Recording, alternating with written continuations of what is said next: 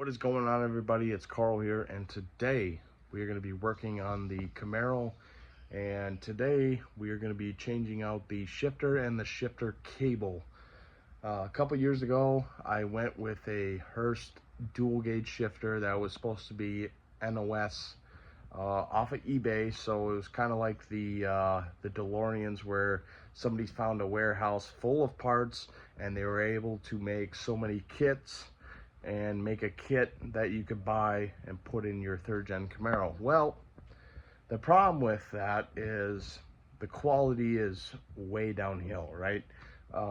In the shifter itself, there's a lot of like slop, so all the movable parts, there is so much play in the parts that when you want to go shift into any gear, it takes, the travel is pretty crazy, and that's not what you want, right? So you got to push the shifter pretty far just to go shift one gear, and then you got to pull it back, right, to get back in alignment. And it was a great idea at the time, and it was a cool idea and cool concept, but now I simply regret it. Okay, so the way we're going to do this is we're going to get the car on blocks, and then we are going to start by pretty much unbolting the shifter assembly inside the car, and then kind of working our way underneath and disconnecting everything under there. That's the simplest way to explain it. All right, so I got the rear of the car on blocks. I think I'm going to leave the front just on the ground. I have determined I have enough room underneath to work with the whole shifter cable bracket and all that. So really where we're going to start, I think, is unbolting the shifter from the inside. I got the shifter unbolted from the inside of the Camaro, and this is the final goodbye. It's an end of an era for this shifter. I was really hoping the shifter would have worked out, especially being a Hurst shifter, but like I said, there's too much slop in the cable, and I don't like it. And with the new cable I bought, it's from Shiftworks, should work pretty good with the factory shifter. And when I did the swap, I used the factory shifter and I loved it. So unfortunately, I got to say goodbye to this, and but we got the hard part done now, right? I was unbolting it from the body. That was pretty much the hard part. There was a lot of bolts that were not easily accessible. And now we just got to unbolt the shifter arm and cable and move on. So here is the stock shifter that I was using when I first did the LS swap with 4L60. Technically, this is not period correct for 86. These, the shifters actually had a ball design, but I actually like the hard rubber, whatever, and it just feels better, when you're making shifts. So I always stuck with this style, and I still have my original one, not with the ball. The ball kind of fell apart, but it's really the same handle or shifter base and everything, just different handle on top. But anyways, so this is the shifter. I think first things first, we are going to just bolt it in the car. It takes 4 screws, and I'm pretty sure I use those screws on the Hurst shifter, so it's just going to be kind of just swapping them over. And then obviously there's a lot of adjustment you can do on the shifter, which is nice, but even on the cable, there's a lot of adjustment too. On the new cable, you can adjust it up here, thread where you want it, even down, or this would be inside the car, I'm sorry. You can thread up and down, and then you can thread up and down underneath the car. There's a lot of adjustment. And I'm sure, oh yeah, and then even on the shift lever, they give you a crazy amount of adjustment with the where the cable would connect at the end down there on the shift lever. So there should be no excuse to not getting this thing to work properly with the amount of adjustments you can do with this setup.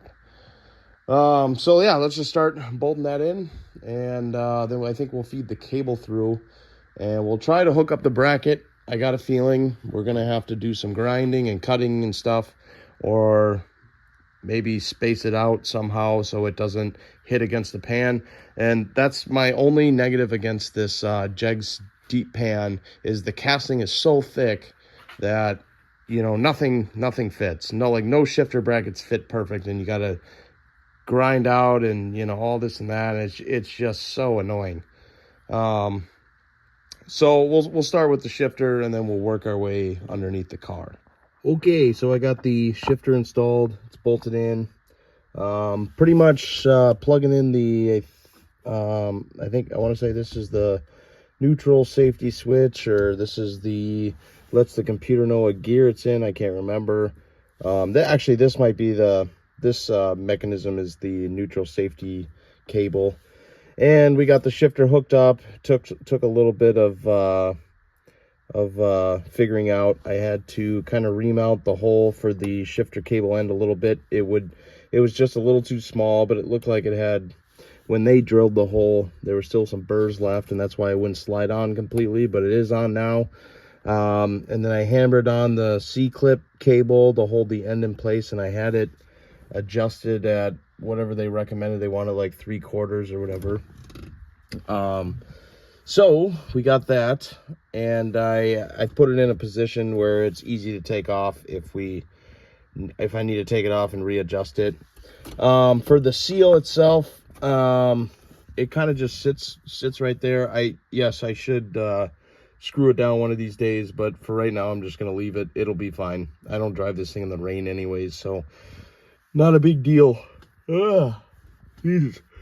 So now the hard part, we got to go underneath the car, and we got to try to fit this this bracket and kind of see where it's supposed to sit, and probably hook up the end of the shifter cable to the shift lever, and then we can kind of see where this bracket has to go and where we got to adjust it and all this and that. I think I'm able to use the old bracket. I compared the new bracket to the old bracket, and they seem to be the same thickness, same place, except mine has the modification to fit the pan. So to save myself some time, I might as well use the old bracket. So we're almost there, almost there. All right, so it's a little tight under here, but I got everything kind of adjusted underneath here. As you can see, I used the old bracket, fits just fine. And right up here where it attaches to the bracket, there's a knob that that turns, right? So I started at 3/4 threads covered, which they recommended or whatever, and I had to go back a lot farther than that to get the right adjustment. And then up front, I pretty much, on the lever, I have where the cable mounts to the lever, I got it pretty much adjusted all the way forward, but everything seems to shift quite nicely down here, and it wasn't too hard of an install. So hopefully this is going to be a game changer. But I'm happy that this is all done. So now I think we should get the car in the ground and take it for a little test drive and see how I like everything. All right, so we drove the car around for 45 minutes or so. Shift's fine. I like the shifter feel. It is way better than what I had, so I'm pretty happy with that. And now the car is ready to go to Street Machine Nationals at the Minnesota State Fairgrounds, so I'll be out there. So hopefully a lot of you are as well. But thanks for watching, everybody. Please like and subscribe. I'll see you guys in the next one.